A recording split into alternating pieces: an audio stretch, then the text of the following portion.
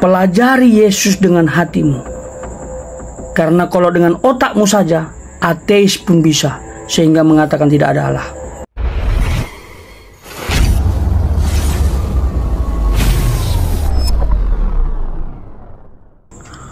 Akal pakai, logika pun pakai. Saya adalah orang yang sangat menggunakan akal dan logika, sehingga saya sampai saat ini masih percaya Yesus, masih mengikuti Yesus, bahkan melayaninya. Dan pernyataan ini sudah sangat sering saya dengar dan diucapkan oleh lawan bicara saya yang tidak seiman dengan saya. Katanya orang Kristen tidak menggunakan akal, orang Kristen gak pakai logika untuk Allah yang disembahnya. Dan saya ajukan pertanyaan, saya tes dia, apakah dia juga menggunakan logika atau akal. Saya tanya kepada dia, apakah Allah bisa menjadi manusia? Saya tanya kepada dia begitu. Dia jawab, tidak bisa. Allah tidak bisa menjadi manusia. Oke, itu jawabanmu. Kalau Allah tidak bisa jadi manusia, berarti dia terbatas. Dan kalau dia terbatas, berarti itu bukan Allah. Karena Allah tidak terbatas, yang terbatas itu kita manusia. Saya bilang begitu. Tolong pikirkan pernyataanmu. Sudahkah itu benar? Dia merenung. Jadi Allah menjadi manusia itu sangat masuk akal, karena dia adalah Allah. Dia bisa lakukan apapun. Alam semesta yang luar biasa ini dia ciptakan dengan firman-Nya. Apalagi hanya sekedar jadi manusia. Kan tujuannya jelas, untuk karya penebusan, untuk karya keselamatan, yang memperdamaikan hubungan manusia yang telah rusak akibat kejatuhan Adam dan Hawa ke dalam dosa, sehingga seluruh keturunannya berdosa. Jadi butuh pemulihan, butuh rekonsiliasi yang hanya dapat dilakukan oleh Allah sendiri melalui inkarnasi. Karena manusia berdosa harus ditebus dan harus melalui karya penebusan, penyaliban manusia yang tidak berdosa. Sementara seluruh keturunan Adam sudah berdosa. Itu sebabnya hanya Allah satu-satunya yang dapat memenuhi syarat itu.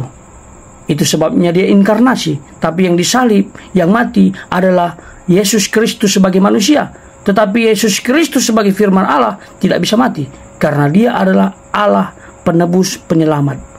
Lalu ada orang bertanya lagi, kenapa kalau Allah Maha Kuasa, kenapa nggak langsung tebus saja dosanya waktu Adam dan Hawa jatuh dalam dosa? Masalahnya ini ketetapan Tuhan, ini karya Tuhan, nggak bisa kita atur-atur. Itu yang tercatat dalam Alkitab. Dan ini yang telah disampaikan para nabi ribuan tahun lamanya. Makanya orang-orang Yahudi melakukan peribadatan itu sebagai gambaran bayang-bayang Mesias yang akan datang.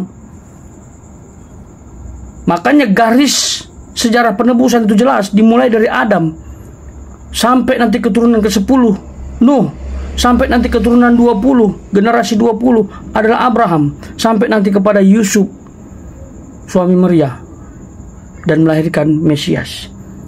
Terpelihara benang merahnya melalui bapak-bapak leluhur. Itulah sejarah penebusan. Kenapa dalam perjanjian lama kayaknya nggak jelas ini katanya? Karena memang sifatnya bayang-bayang, sifatnya tipologi, sehingga dalam perjanjian barulah karya penebusan itu jelas. Jadi percayalah kepadanya jikalau engkau mau diselamatkan. Tidak ada manusia yang dapat diselamatkan tanpa melalui juru selamat. Anda hanya melihat casing dari luar mengenai Yesus sehingga salah memahami, lalu mengatakan kami menyembah manusia. Kami tidak menyembah manusia, kami menyembah Allah yang hidup, Allah yang dahsyat. Itu karena Yesus Kristus adalah anak Allah, perwujudan Allah yang tidak terlihat. Itu. Jadi sekali lagi, pelajari Yesus dengan hatimu. Karena kalau dengan otakmu saja, ateis pun bisa, sehingga mengatakan tidak ada Allah. Tapi kalau engkau dengan hati, maka engkau akan menemukan kebenaran. Saya garansi, kalau engkau cari data mengenai juru selamat dengan hatimu yang tulus dalam konteks mencari kebenaran, saya garansi engkau akan menemukan kebenaran. Tapi kalau untuk cari-cari kesalahan, itu namanya orang yang gak tahu diri. Kitab orang kok diselidiki, digali-gali seenaknya sendiri, ditafsirkan seenaknya sendiri, seolah-olah lebih tahu daripada si penganutnya. Salam damai.